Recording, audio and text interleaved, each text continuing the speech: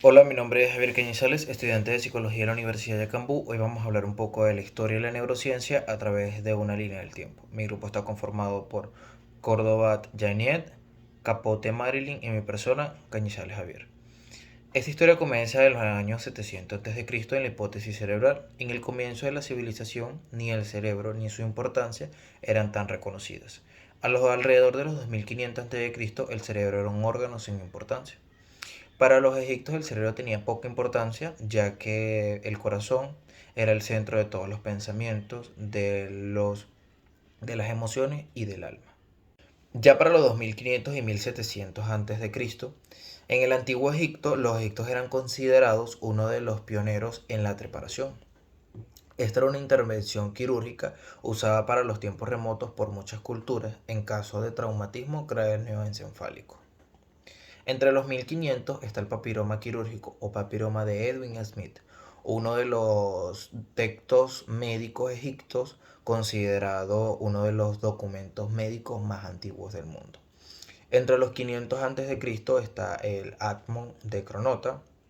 En Grecia él realizó su primera decisión de un nervio sistentivo y para esa misma fecha está también Aristóteles, que él decía que el corazón era el centro de la inteligencia. Entre sus obras y sus escritos sostenieron las bases para el futuro de los estudios de la neurociencia.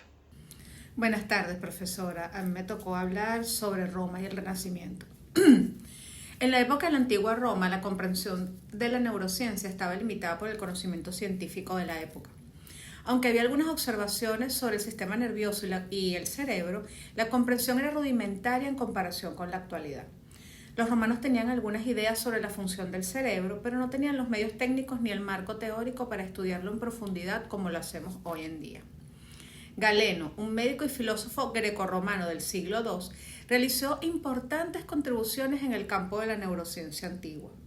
Sus escritos detallaban la estructura y función del sistema nervioso, incluyendo descripciones de nervios craneales y de la médula espinal.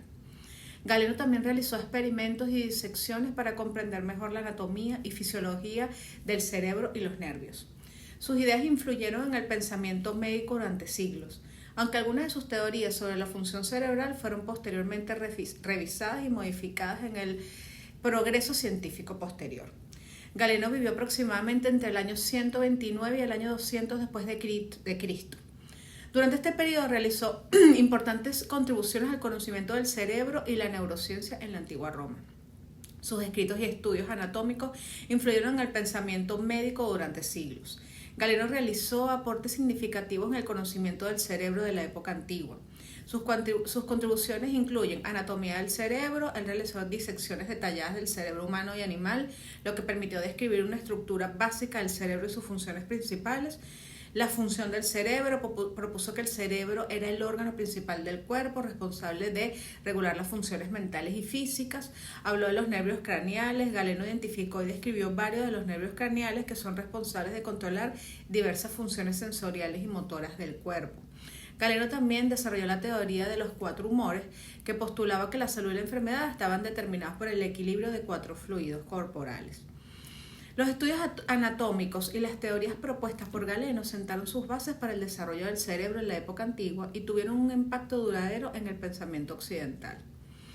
En el Imperio Romano se hicieron importantes aportes a la medicina. Algunos de ellos, tenemos otros médicos que también ayudaron, como Aulo Cornelio Celso, que nos hizo importantes aportaciones sobre el sistema nervioso del cerebro. Soreno de Feso, que también habló muchísimo sobre la anatomía y fisiología humana. ¿Okay? Entonces, Galeno hizo importantes aportaciones en la época del Imperio Romano, pero si hablamos ya del Renacimiento tendríamos que adentrarnos un poco en los aportes que hizo Leonardo da Vinci, que hizo numerosas disecciones anatómicas y creó detallados dibujos del cerebro y del sistema nervioso. Sus estudios anatómicos incluyeron ventrículos cerebrales y meninges. Aunque muchos de sus trabajos quedaron inacabados sin publicar, sus observaciones contribuyeron al conocimiento de la neuroanatomía. Andreas Vesalius es considerado uno de los fundadores de la anatomía moderna. Él corrigió muchos errores anatómicos que habían persistido durante la época de Galeno. Tomás Willis es un poco posterior al Renacimiento, pero sus contribuciones están ligadas estrechamente a avances renacentistas de la neurociencia.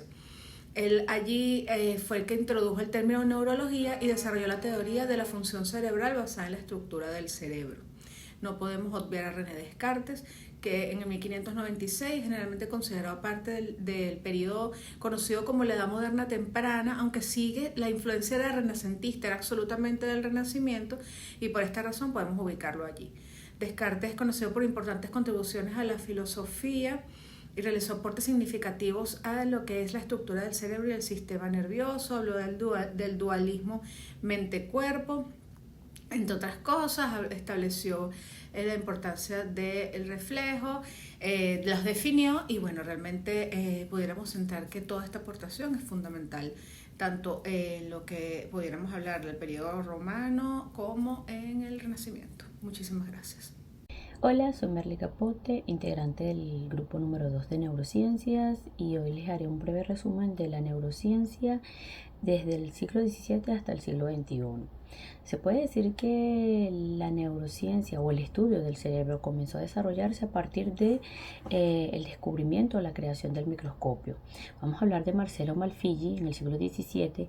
Él realizó ciertos estudios a través del microscopio de estructuras orgánicas de animales y vegetales, y él pudo descubrir con estos estudios los capilares sanguíneos.